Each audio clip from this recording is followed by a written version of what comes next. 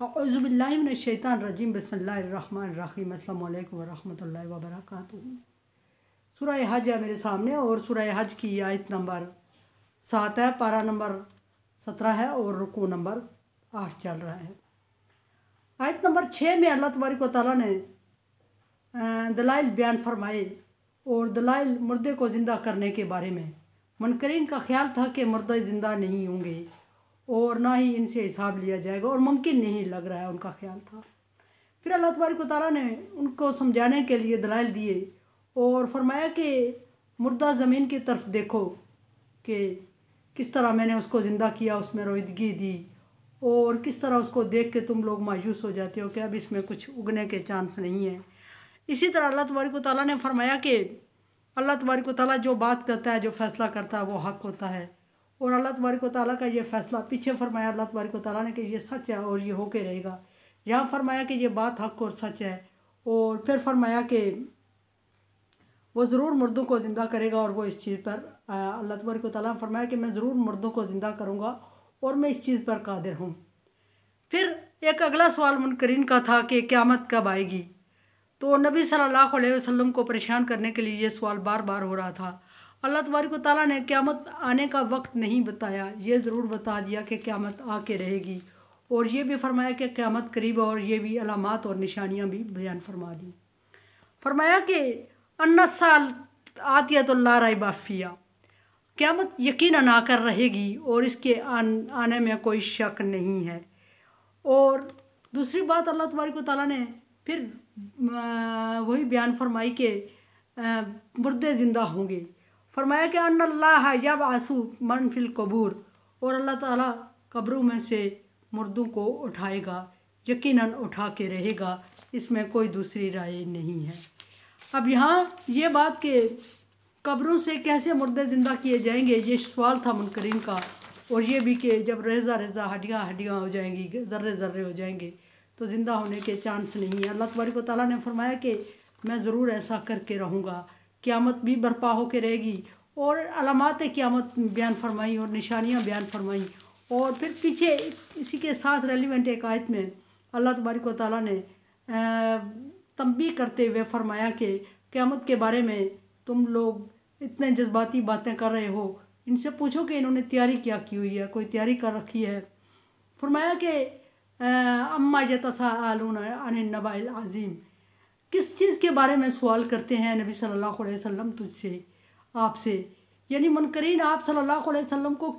से किस चीज़ के बारे में बार बार सवाल कर रहे हैं। अनिन नबाइल अज़ीम, उनसे कहें कि जिस चीज़ के बारे में वो सवाल कर रहे हैं वो बहुत बड़ी खबर है। बहुत बड़ी से मुराद ये है कि इंतहाई ख़तरनाक और ख़ौफनाक है और वो ज़रूर आके, यहाँ फरमाया कि वो ज़रूर आके रहेगी। फरमाया कि अलकारिया तुम अलकारिया, खड़खड़ाने वाली, तुम्हें क्या पता क्या है खड़खड़ाने वाली।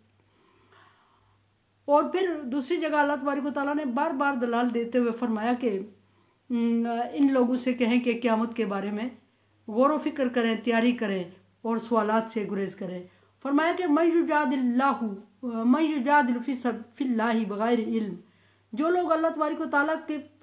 के बारे में झगड़ा करते हैं, दलाइल देते हैं और उनके पास इल्म भी नहीं होता, वला हुदन, और ना कोई रहनुमाई होती है, वला किताब मुनीर, और ना कोई रोशन किताब के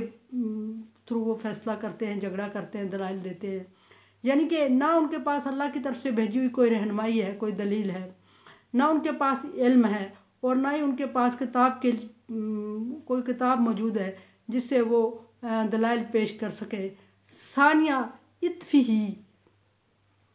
वो बाजू लहरा के बात करते हैं, बाजू मोड़ के बात करते हैं। ये एक यहूदी और एक मुशरिक मुनकिर था, मुनाफिक था, वो नबी सल्लल्लाहु अलैहि वसल्लम के बारे में सवाल करता था और मुसलमानों को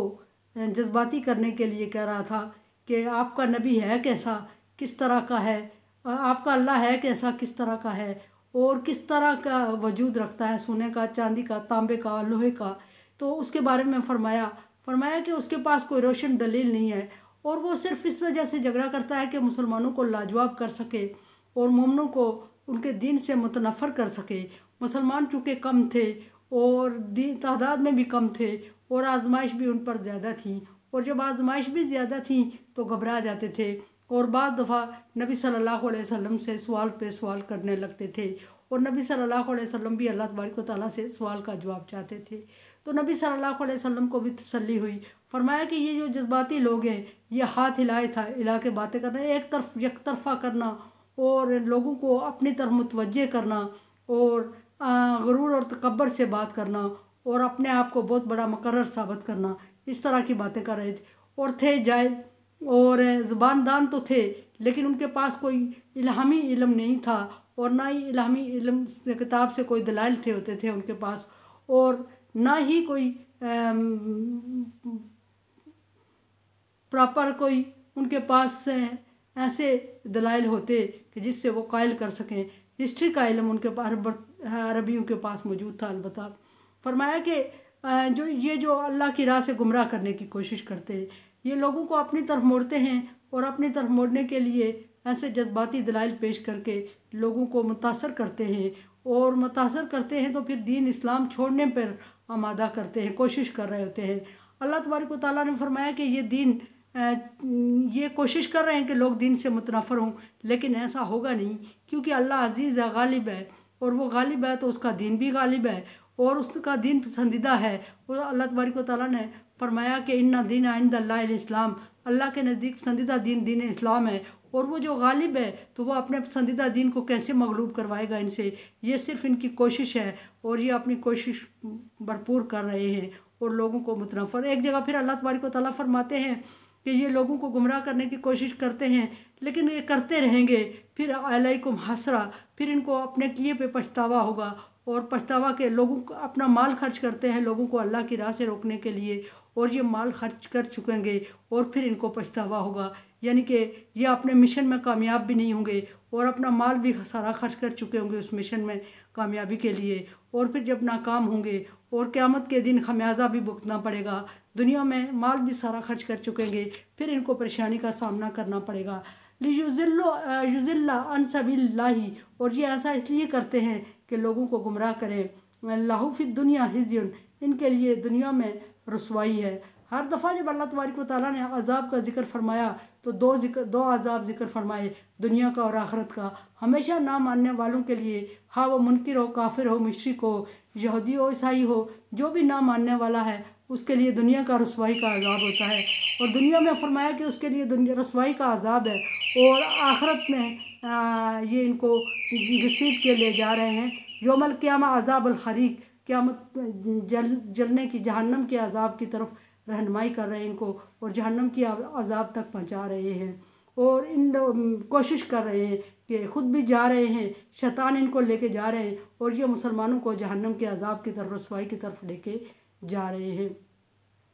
میرے چینل کو دیکھیں، سمجھیں اور سبسکرائب کریں، اور صدقہ جاریہ میں میرا ساتھ دیں۔ تعاون علی البر والتقوی، اللہ تبارک و تعالیٰ کا حکم ہے کہ نیکی اور اچھائی کے کاموں میں ایک دوسرے سے تعاون کریں۔ اگر آپ سمجھتے ہیں کہ کام تعاون کے قابل ہے تو تعاون کریں، ادروائز میں آپ کی رائے کی منتظر ہوں۔ اللہ حافظ۔